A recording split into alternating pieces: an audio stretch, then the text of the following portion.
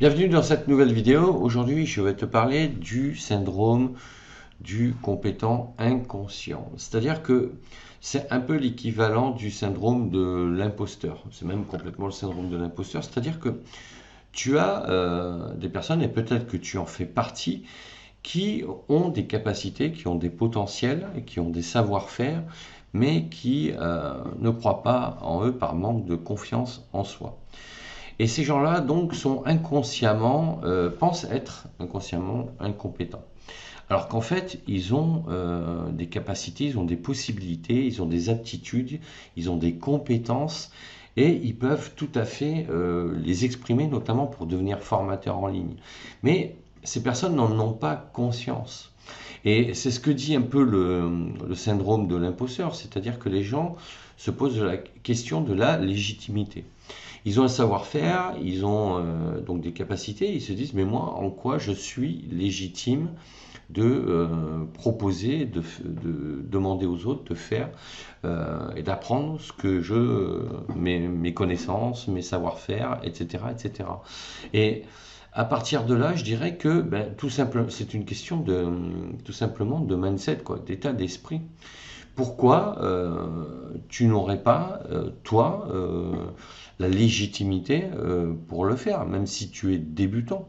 Parce que tu peux être un très bon technicien dans un domaine hein, ou dans une passion que tu pratiques depuis de nombreuses années. Hein. Donc si c'est une activité professionnelle ou une activité sportive, par exemple, pourquoi toi tu ne pourrais pas la présenter et justement à apprendre à devenir formateur en ligne?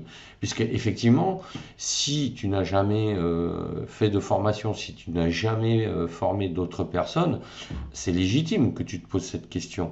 Mais pourquoi, après tout, ne pas devenir formateur? Puisqu'à partir du moment où tu apprends les méthodes et les techniques pour devenir formateur, tu as déjà le savoir-faire, tu as déjà un domaine d'activité, tu as déjà un sujet, une thématique. Après, il suffit juste d'apprendre à mettre en musique toutes ces connaissances. Donc, à partir du moment où tu acquiers les compétences pour savoir transmettre tes connaissances et tes compétences, tu deviens légitime. Et ce qu'il faut prendre conscience aussi, c'est que même un formateur, même un enseignant, à un moment donné, il a commencé, il a débuté. Il n'avait jamais donné de cours. Alors certes, il s'est formé.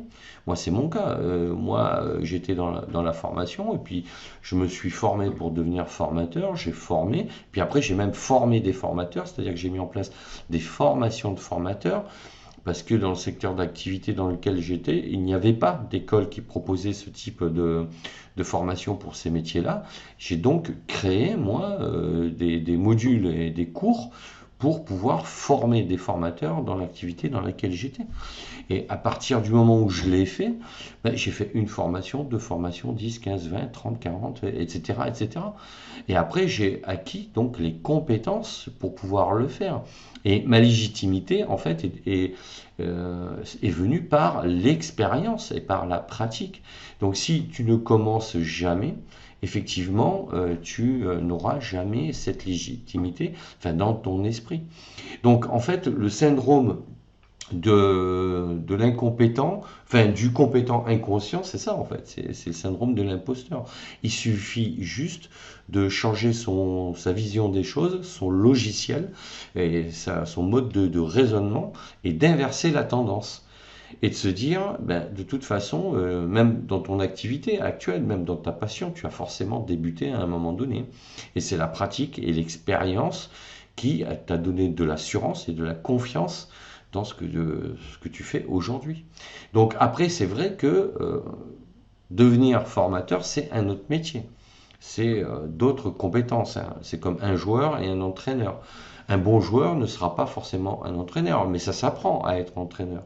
Il y a des méthodes de management, il y a des méthodes d'organisation. Enfin, voilà. Après, il faut apprendre à mettre en activité les joueurs, savoir quels exercices leur faire faire, etc. Et comment gérer des staffs, effectivement. Mais pour le métier de formateur en ligne, c'est la même chose. Donc voilà, le syndrome du compétent inconscient. C'est cette façon de croire qu'on n'est pas légitime de faire quelque chose.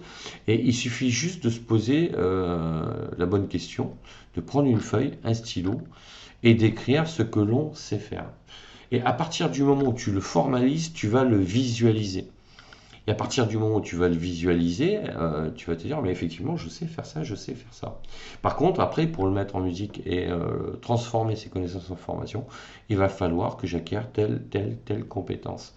Et il suffit juste de le faire. Et après, voilà, de passer à l'action pour déclencher l'atténuation de ce syndrome. Donc voilà, je voulais te parler de ce sujet parce que moi, je le vois souvent. C'est souvent le discours que l'on entend hein, autour de soi. Moi, j'ai jamais fait ça, etc., etc.